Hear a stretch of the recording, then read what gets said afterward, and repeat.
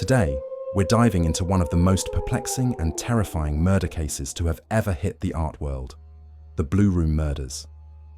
Imagine a prestigious art gallery where world-renowned painters are found murdered, one after the other. Their deaths appear to mimic the very paintings they once proudly displayed. Who would commit such brutal acts? And what twisted mind could find inspiration in these works of art to kill? It all started on a quiet evening at the prestigious Lorimer Gallery, known for hosting exclusive art exhibitions for the city's elite. The opening night of the Modern Visions collection was supposed to be a celebration of beauty, creativity, and expression.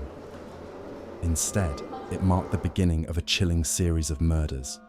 As the guests admired the stunning works of painters from around the world, something dark was unfolding in the gallery's back rooms. Nathaniel Rivers, a famous landscape artist, was found dead in one of the private exhibit rooms. His body was discovered seated in front of his own painting, a peaceful depiction of a meadow under a clear blue sky. But Nathaniel wasn't resting in peace.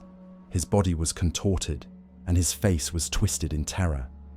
Around him, streaks of blue paint, the same shade used in his artwork, had been splattered violently across the walls. Police quickly ruled it a homicide, but the cause of death was bizarre. Nathaniel had been poisoned with a rare toxin, a substance found in specific art supplies. The eerie use of his own painting in the murder sent shivers through the art community. But as the investigation began, nobody could have predicted what would happen next. Only 2 weeks later, another artist was found dead, this time at the Mason Gallery. Isabella Fontaine, a surrealist painter known for her dreamlike depictions of underwater worlds, was discovered submerged in a large tank of water, one that had been part of her latest installation. The scene mimicked her most recent painting, where a figure floated lifelessly beneath the waves. Just like Nathaniel Rivers, her death seemed directly inspired by her own art. The media quickly dubbed the killer the art collector for how meticulously they used the artist's work to stage the murders. Panic spread through the artistic community. Was someone targeting artists specifically, or was it a statement about art itself? Despite the police's best efforts, the killer left no fingerprints, no clues, and no witnesses. However, one disturbing detail connected the cases. Each murder took place in a room known for its deep blue walls. This detail led to the nickname the Blue Room murders. As the police interviewed colleagues, gallery owners, and even fans of the artists, one thing became clear. Whoever the killer was, they had a deep understanding of art.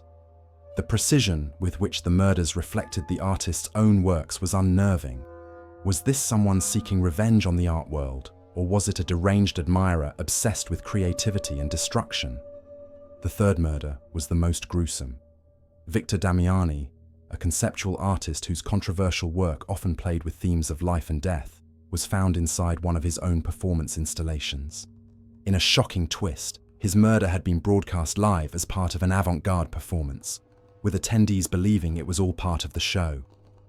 Damiani's body had been positioned in a glass coffin, surrounded by mirrors, symbolizing his final artwork, which he had called the reflection of death.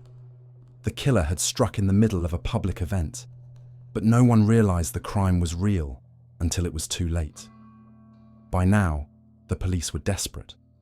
3 renowned artists had been murdered, and the city's art community was paralyzed with fear.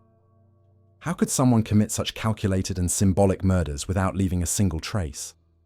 As investigators dug deeper into the backgrounds of the victims, they uncovered an unsettling connection. All 3 artists had attended the same prestigious art school years ago, the Blue Veil Institute of Art.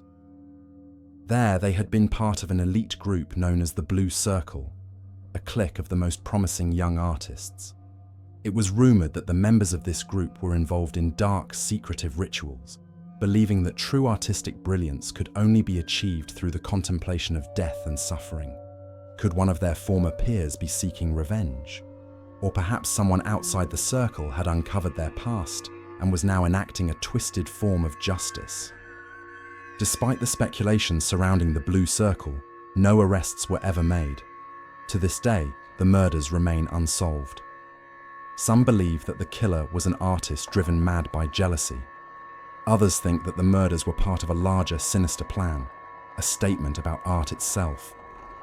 Could it be that the killer was trying to immortalize these artists in death, making their murders a part of their greatest masterpieces? Or was it something even darker, tied to the unspeakable secrets of their past? The Blue Room murders left the art world in shock, and even years later, the mystery remains unsolved. What drove someone to kill in such a methodical and symbolic way? Was it an act of twisted admiration, or was it a vendetta long in the making? What do you think?